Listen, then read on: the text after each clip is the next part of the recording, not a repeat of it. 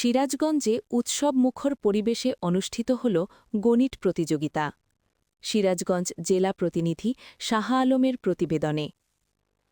উৎসবমুখর পরিবেশে Sirajganj collectorate school and কলেজে সিরাজগঞ্জ জেলা ও বগুড়া জেলার ছাত্রছাত্রীদের অংশগ্রহণে এই গণিত প্রতিযোগিতা অনুষ্ঠিত হয়েছে।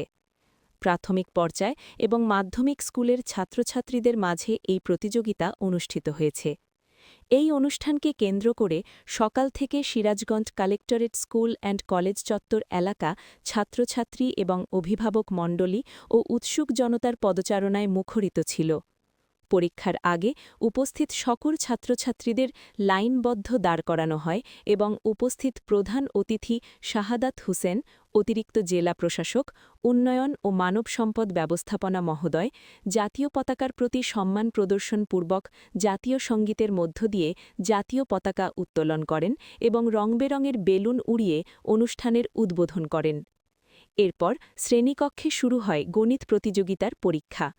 এখান থেকে প্রাথমিক যারা নির্বাচিত হবেন তাদেরকে বিভাগীয় পর্যায়ে প্রতিযোগিতায় অংশ নিতে হবে এবং জাতীয় পর্যায়ে ছাত্রছাত্রী উত্তীর্ণ হবে তারা পাবেন প্রথম আলো কর্তৃক বিভিন্ন সুযোগ সুবিধা। আয়োজনে প্রথম আলো পত্রিকা কর্তৃপক্ষ এবং সহযোগিতায় ডাচ বাংলা ব্যাংক।